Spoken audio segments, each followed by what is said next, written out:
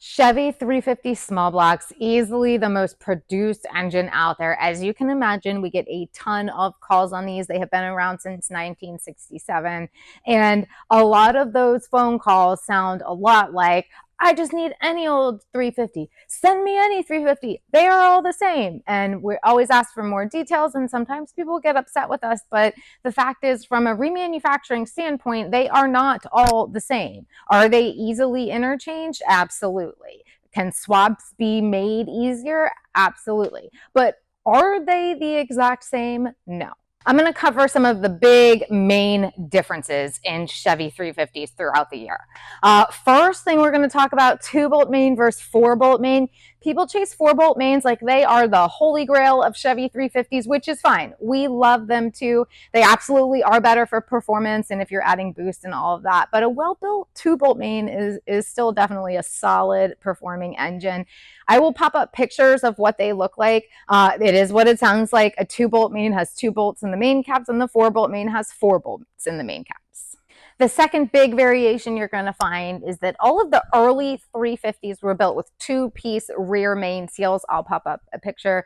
The seam for this seal was at 6 o'clock on the bottom, which of course did lead to leaking. So from 1986 and newer, GM switched over to a 1-piece rear main seal design. Now, it's not a huge difference, but it does mean that you have a different crankshaft, you have a different flex plate, and you have a different oil pan. So not a direct interchange. So in 1987, when they switched over to the 1-piece rear main seal design, GM also introduced the roller cam setup. So not all applications received the roller cam setup.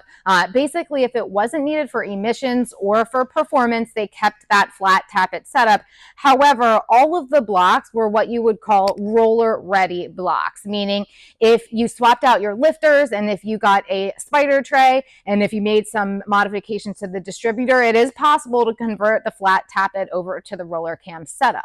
So if you have got an 87 to 95 truck, chances are you're running a flat tappet setup originally, but you have a roller ready block. And I will show you the difference between the two blocks visually. So this is an early style 350. This is running a flat tappet setup. Obviously you can't see the lifters, but you will see that that spider tray is noticeably absent. This is a Vortec, which I'll get into the Vortex in a minute. But one of the things that's going to tell you right away that it's running a roller cam setup is going to be the spider tray right here.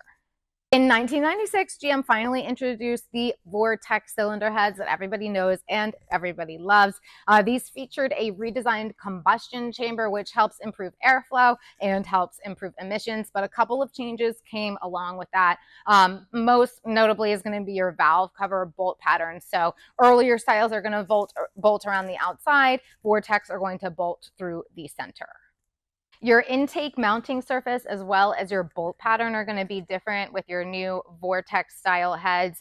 The traditional heads bolt in at an angle and the Vortex heads are going to bolt in vertical. So just keep that in mind. It is possible to retrofit the Vortex heads onto an older block, but you are going to have to buy a new intake system. Obviously, you'll have to buy new gaskets, and then a lot of times the water pump and the cooling system need some modification as well. Throughout the years, we're also going to see changes in fuel delivery. 87 and prior all run on carburetors. EFI was eventually introduced, and then the 90s throttle body injection was introduced.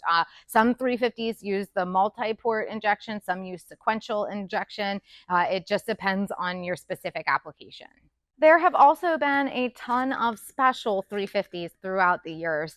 We've got the Corvette L98 that's commonly referred to as the pre-LT1. And then, of course, we have all of the LT1 options with the higher horsepower. They were built for more performance type applications.